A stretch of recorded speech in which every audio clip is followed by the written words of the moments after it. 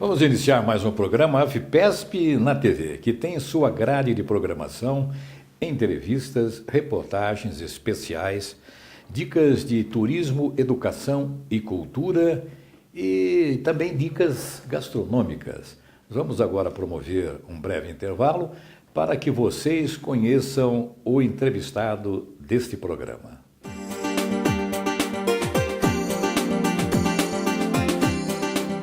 O presidente da AFPESP, Antônio Carlos Duarte Moreira, conversa com o professor doutor Aldo Fornazieri.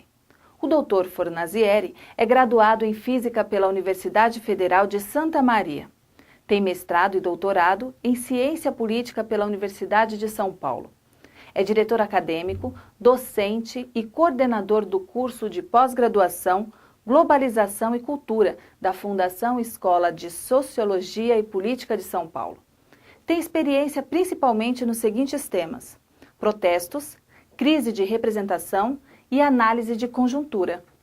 Essa entrevista, exclusiva do programa AFPESP na TV, traz informações importantes para os servidores públicos sobre as atuais transições dos governos estadual e federal. Aproveite!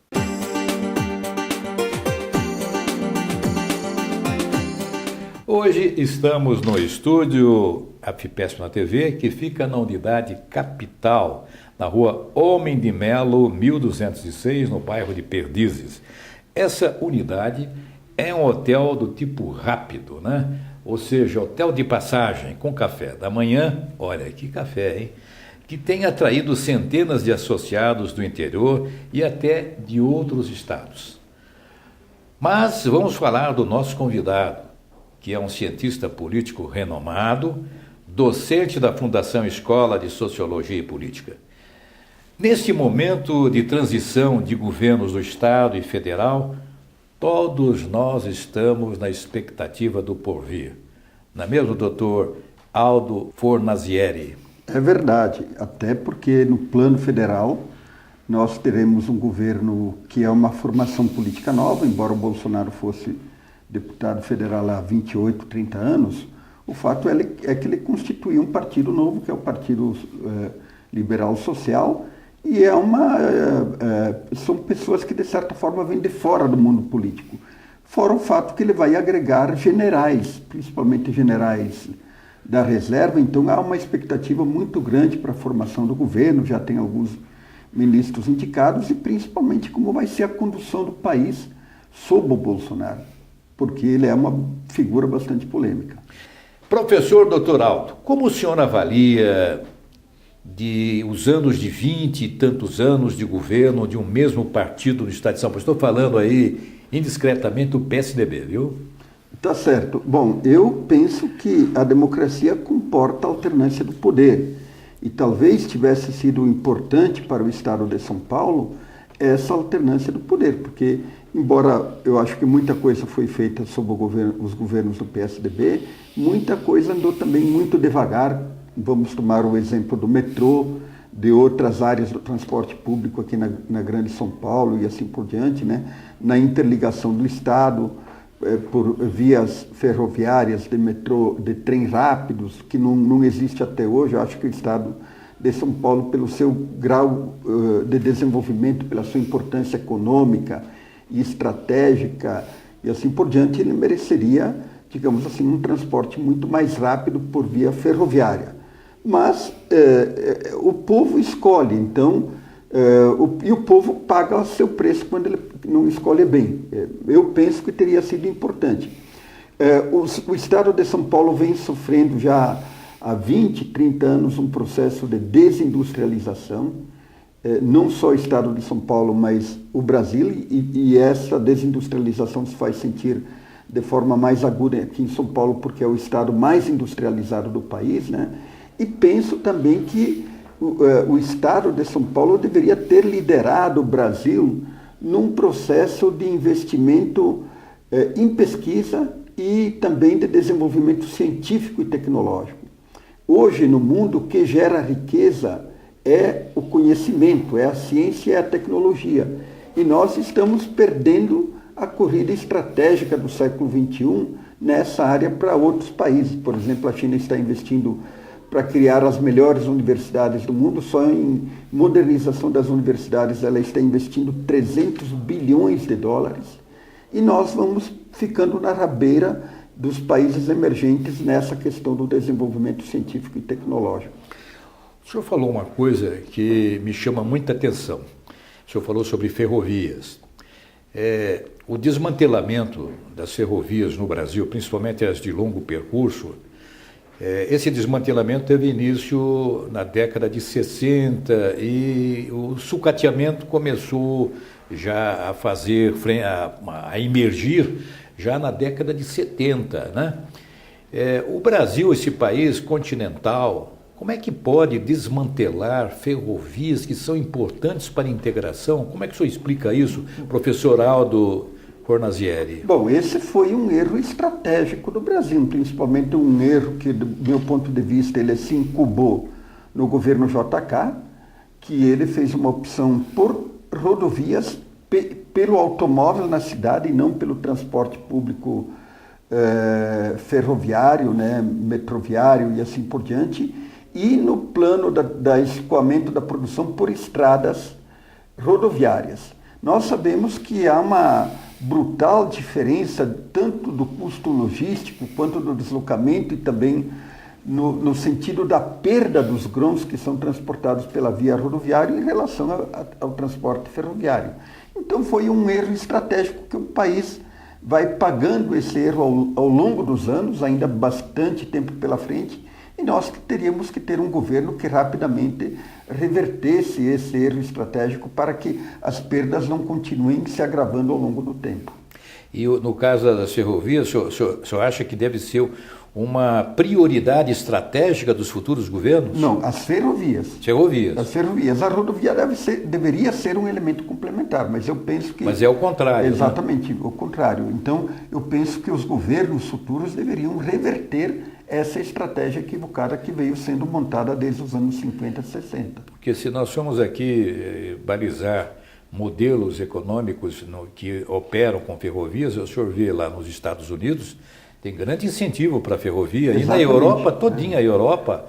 Desde o século XIX, os Estados Unidos vinham montando essa estratégia de ferrovias. Basta ler um pouco a história norte-americana que nós percebemos isso. E no século XX isso foi intensificado, enquanto que nós fomos ao sentido contrário e deu no que deu. Quer dizer, uma perda brutal em termos logísticos e em termos, inclusive, dos grãos, né? Se estima que 20% e 30% do que é produzido na agricultura é perdido por conta de problemas logísticos e problemas de transporte. Nós vamos fazer um breve intervalo e voltaremos com o professor Aldo Fornazieri, que é cientista político e professor da Escola de Sociologia de São Paulo.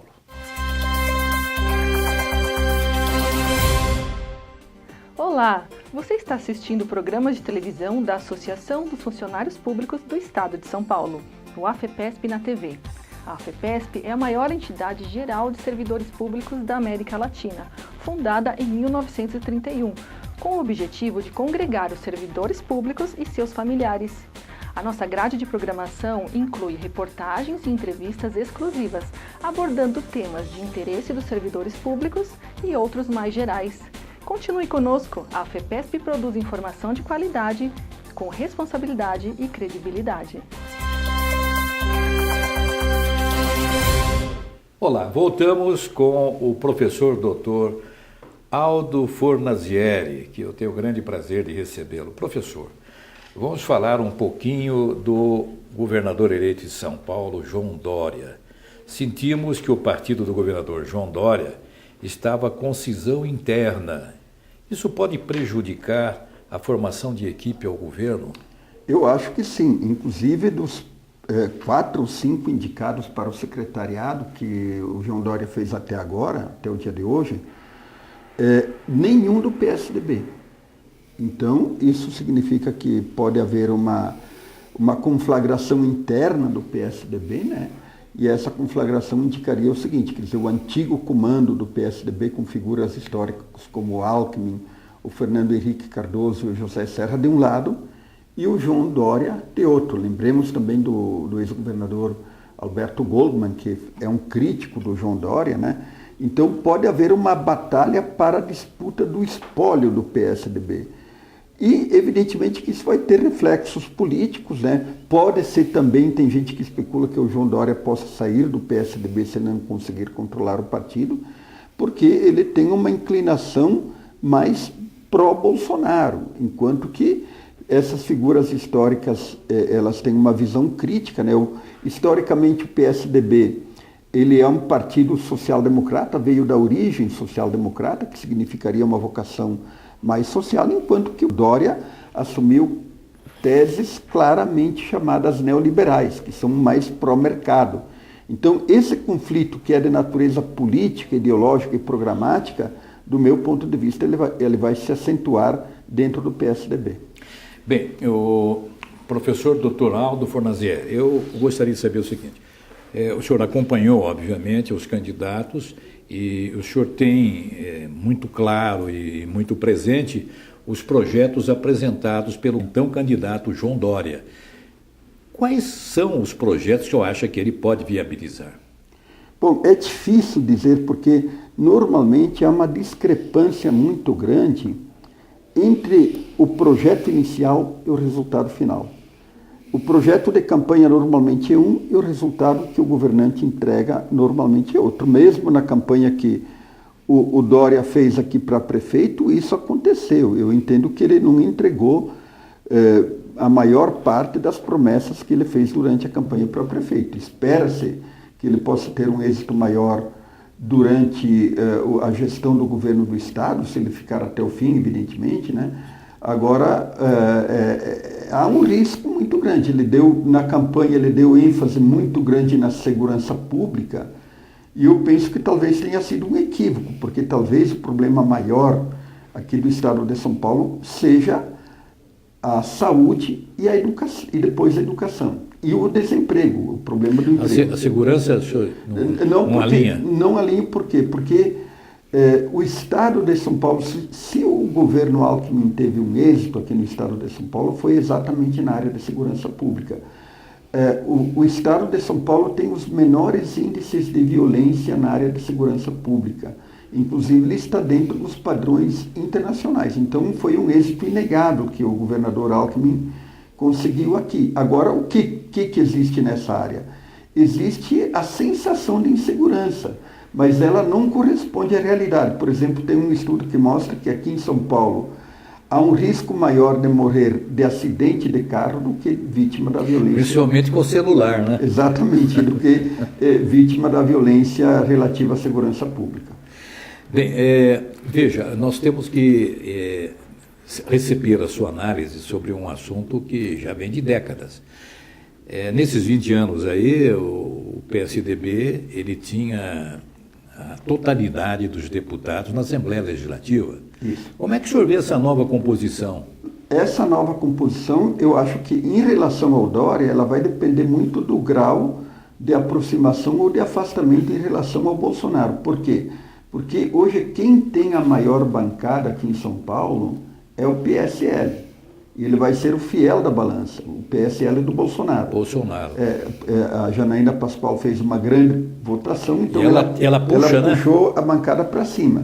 Agora, tem uma peculiaridade. Por que tem uma peculiaridade? Porque aqui em São Paulo, o PSL, particularmente sob a liderança do Major Olímpio, que é o presidente do partido, que se elegeu senador, ele é radicalmente crítico e oposicionista em relação ao PSDB e ao Dória, inclusive. Aqui, durante a campanha, ele fez uma campanha absolutamente contra. Então, tem que ver como é que vai ser esse rearranjo.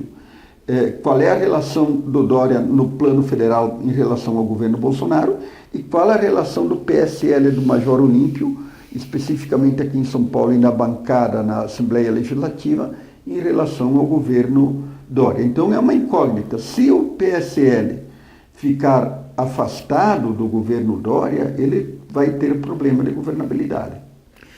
Isso é ruim, hein? O governador João Dória, em entrevista ao programa Roda Viva, o que consta, ele teria dito que não aprovaria nenhum aumento da remuneração dos servidores públicos. não aprovando, não é uma oportunidade de ele revitalizar aquele programa de demissão voluntária? Isso pode acontecer, porque veja o seguinte, quer dizer, esses governos que têm um perfil mais radicalmente liberal, tipo João Dória, e que no plano nacional tem a sua expressão maior no futuro ministro da Economia, que é o Paulo Guedes, eles atacam, isso dá para ver em outros lugares do mundo, né? Eles atacam, por exemplo, a questão da previdenciária, a questão do funcionalismo público e a questão dos direitos sociais. É onde eles fazem economia para, digamos, reequilibrar as chamadas contas públicas. É o alvo preferido deles. Então, não é de se descartar essa possibilidade de que o funcionalismo público tenha um programa de demissão voluntária. Aí eu acho que cabe à associação avaliar bem isso, acompanhar muito bem de perto e, eventualmente, mobilizar o funcionalismo público para garantir os seus direitos. Veja, não poderia falar isso, mas como estou falando com o cientista político Aldo Fornazieri, e é uma oportunidade. Como é que o senhor avalia essa situação de os servidores públicos terem a mais ínfima bancada na Câmara Federal de integrantes do serviço público? Então, eu costumo dizer que o povo, e não sou eu que o digo, é toda a ciência política, desde os filósofos políticos gregos antigos, passando pela Idade Média, chegando até a Era Moderna, que o povo ele é suscetível de ser enganado e de votar mal. Ele sabe onde é que está o seu bem, mas muitas vezes o povo se engana e vota mal. Então, quando ele vota num candidato que não representa os seus interesses, evidentemente que ele está votando nesse sentido contra os seus interesses também, porque nós temos que entender que a política é um jogo de interesses, é uma luta de interesses.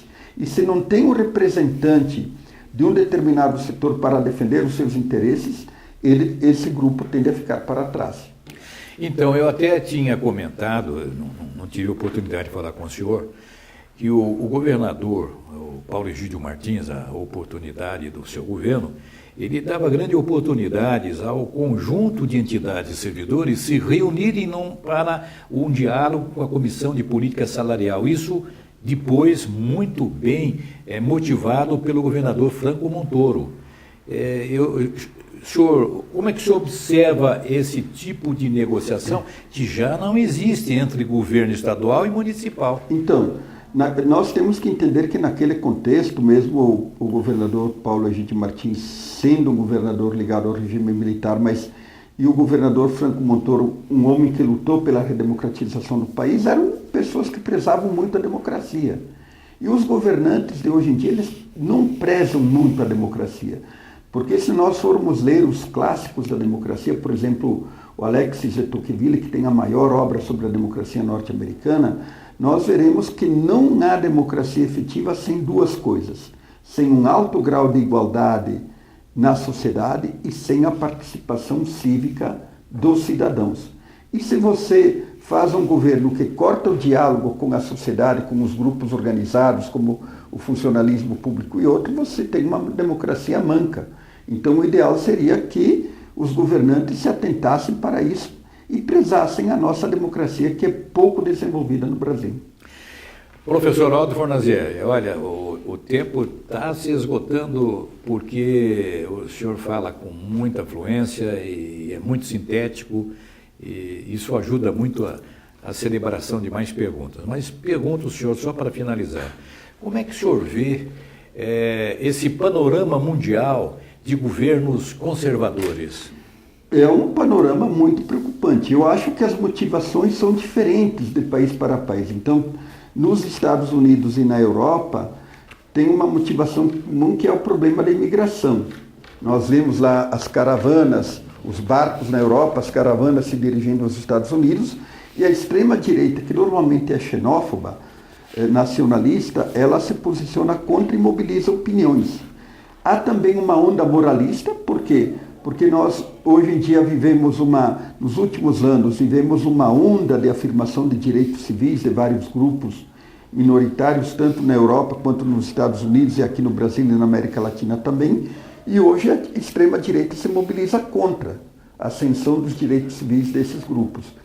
E, por outro lado, na Europa e nos Estados Unidos, tivemos os chamados deserdados da globalização, que era um setor industrial antigo e que essa indústria meio que foi sucateada e as pessoas ficaram meio que à margem do progresso trazido pela globalização. Aqui no Brasil é um fenômeno um pouco diferente. Aqui tivemos todo o problema da corrupção, um discurso extremamente moralista ali do grupo do Bolsonaro, e ele se colocando como uma espécie de um salvador da pátria. Então, os grupos conservadores, eles se mobilizam em torno desse discurso moralizante.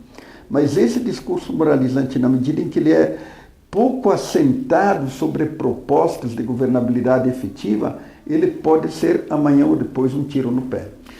Professor Aldo Fornazieri, da Fundação Escola de Sociologia e Política. Foi um enorme prazer em recebê-lo aqui no AFPESP na TV. O prazer foi meu. Muito obrigado e muito obrigado pela sua participação. E agora continue com a nossa programação de AFPESP na TV. Olá! 20 personalidades receberam a medalha da Ordem do Mérito do Servidor Público. A cerimônia foi realizada dia 26 de outubro na sede social da FEPESP. Essa comenda é uma honraria oficial da FEPESP, entregue a cada 2 anos a personalidades brasileiras com trabalhos destacados no serviço público. A Ordem do Mérito do Servidor Público foi criada em 5 de dezembro de 1992. Arthur Marques da Silva Filho, Rui Galvão Costa, Gilmar Beluso Bolognani, Márcio Fernando Elias Rosa, Sidney Stanislau Beraldo e José Benedito Rosigali receberam a medalha Grande Oficial. Carlos Henrique Flore, José Maria Cancilheiro e Ivani Maria Bassotti foram agraciados no grau Comendador e Comendadora. Antônio Carlos Lico, Edson Toshio Kubo, José Luiz Rocha, Mário Miyahara, Mário Palumbo Júnior, Renato Del Moura e William Marinho Faria ganharam homenagens no grau oficial. Ileda Regina Machado de Lima e Meire Eveli Tame, a condecoração Dama. A sessão foi aberta por Antônio Carlos Duarte Moreira, presidente da FEPESP, que elogiou a seleção dos homenageados. Senhoras e senhores, que essa não seja uma mera cerimônia, mas uma cerimônia em que fique emoldurada em todos nós, porque significa um reconhecimento pela dedicação que os senhores e senhoras desenvolveram em favor da causa dos servidores públicos. Eu agradeço a presença de todos e que proximamente nós já vamos começar, a partir dessa homenagem dos 87 anos da Associação e da Ordem do Mérito, nós vamos pensar já em realizarmos eventos que assinalarão, dentro de alguns anos, o centenário dessa entidade, que acontecerá no dia 5 de janeiro do ano de 2031. O presidente do Conselho de Honorificência, Antônio Luiz Ribeiro Machado, falou sobre o histórico da medalha e os objetivos. A Ordem do Mérito do Servidor Público do Estado de São Paulo foi instituída pela Associação dos Funcionários Públicos do Estado de São Paulo no dia 5 de dezembro de 1992. A Ordem do Mérito definiu o seu regulamento tendo como referência aquele da Ordem Nacional do Mérito da Justiça, criado por decreto do então presidente da República em 1984. O seu objetivo é o de premiar e reconhecer o mérito dos servidores públicos, bem como de homenagear personalidades que tenham prestado à classe e as suas entidades associativas, serviços de alta relevância. Em nome do Conselho Diretor e do Conselho de Honorificência da Ordem do Mérito, especialmente em nome da Associação dos Funcionários Públicos do Estado de São Paulo, a nossa FEPESP, cumprimento a todos os homenageados pela merecida honraria. A nossa reportagem falou com alguns agraciados. O secretário da Justiça e da Defesa da Cidadania, Márcio Fernando Elias Rosa, comentou sobre a importância. Olha, todo mundo sabe, e é uma verdade absoluta, de que os serviços públicos essenciais só são essenciais porque atendem a uma necessidade coletiva imprescindível. Mas o serviço público é uma atividade material que não se realiza sem que haja o ser humano, o componente humano na execução dos serviços. E aí é que nós vamos encontrar aquilo que o leigo chama de funcionário público, nós chamamos de agentes públicos, servidores do povo no exercício de uma função pública. Atividade absolutamente imprescindível prestada por todo servidor, todo funcionário público, seja do Estado, seja do município e mesmo da União. No nosso caso específico da administração pública estadual, o Estado de São Paulo se notabiliza por ter o melhor quadro, não é? O quadro mais qualificado de funcionários públicos civis no Estado, no Brasil. O Dia do Funcionário Público, esta homenagem que hoje eu recebo com muito orgulho aqui na nossa associação, marca isso, não é? A indispensabilidade da atividade que todos nós desempenhamos dia após dia para atender a necessidade coletiva. O conselheiro do Tribunal, Sidney Beraldo, agradeceu a homenagem. Olha, é uma felicidade imensa, não é, ser homenageado por uma associação desta importância. Eu que me dediquei 40 anos, né, da minha vida à vida pública, já tive a oportunidade de receber, não por mérito, mas pelo tempo, não é, que participei, de várias homenagens, mas ela tem uma simbologia especial, principalmente por ser de uma associação que reúne mais de 250 mil associados, né? E uma associação que tem 87 anos, né? Então, para mim é uma alegria enorme ter o reconhecimento de uma associação tão importante que representa o servidor público, não é? E o servidor público é aquele que serve ao povo e que precisa cada vez mais ser valorizado.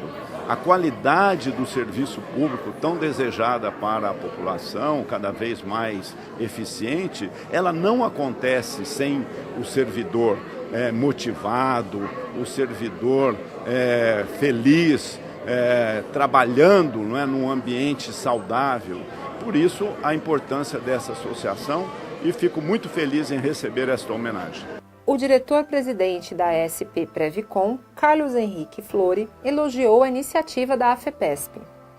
Estou extremamente honrado, extremamente feliz com o dia de hoje, porque realmente ser reconhecido nessa tarefa, que muitas vezes é tão solitária e tão difícil de construir, principalmente o sistema previdenciário, é muito emocionante. Estou muito feliz com o dia de hoje. O professor e presidente do Centro do Professorado Paulista, José Maria Cancelheiro, fez alusão ao trabalho dos professores. Então nós tivemos essa condecoração. Eu acredito que a FIPESP fez na minha pessoa, não sou vaidoso não, mas na minha pessoa, ela fez uma homenagem, não é minha, fizeram para o Magistério Paulista, que o professor é muito esquecido, inclusive as reivindicações dele hoje são mais para o fim financeiro do que outra coisa, porque o professor no estado de São Paulo ganha muito pouco. O piso nacional, São Paulo não paga. Nós precisamos fazer uma emenda no salário para poder chegar no piso nacional. Então, eu carrego essa homenagem que eu tive aqui hoje para o magistério. O professor é o professor de todas as formação que tem, todo advogado, hoje o juiz de direito, o médico passou pela mão do professor. Então nós teríamos que dar um valor para ele nesse porte, porque eu acho que merece. Eu dirijo há uns anos aí o Centro do Professorado Paulista. Então essa manha, esse choro eu vejo todo dia, eu escuto todo dia, porque o professor ainda não está reconhecido pelos nossos governadores. Certo?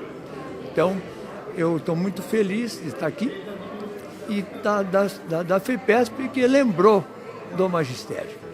O meu abraço, principalmente ao presidente, que já é bem antigamente amigo nosso. Nós fizemos campanha junto até dentro da Assembleia Legislativa. Ivani Bassotti, coordenadora da Secretaria de Gestão Pública, comentou o reconhecimento e sobre a alegria de ser homenageada. Olha, extremamente honrada e até mesmo surpresa. Sempre atuei de uma forma muito enérgica no serviço público e isso causava um certo impacto e sempre, às vezes, não muito agradável aos olhos do servidor público. E receber da associação essa homenagem é coroar com êxito a minha atuação de 39 anos. Foram homenageados Sérgio Moro e Márcia Santos, que não puderam participar da cerimônia por motivos pessoais. Ainda, na solenidade, o vice-presidente do Tribunal de Justiça do Estado, Arthur Marques da Silva Filho, falou sobre os princípios da administração pública. Dentre esses valores que se consagram na Constituição, no artigo 37, nós temos, a partir de 1990, dois outros grandes instrumentos em prol da nossa coletividade, da sociedade brasileira. O Estatuto da Criança e do Adolescente e o Código de Defesa do Consumidor, todos da década de 90. E nessa mesma época surge uma emenda constitucional, que tem o número 19, que trata também e complementa os princípios que devem nortear a administração pública, dos quais destaco a eficiência. E o conselheiro William Faria de Marinho, em nome dos homenageados, lembrou da falta de valorização do servidor.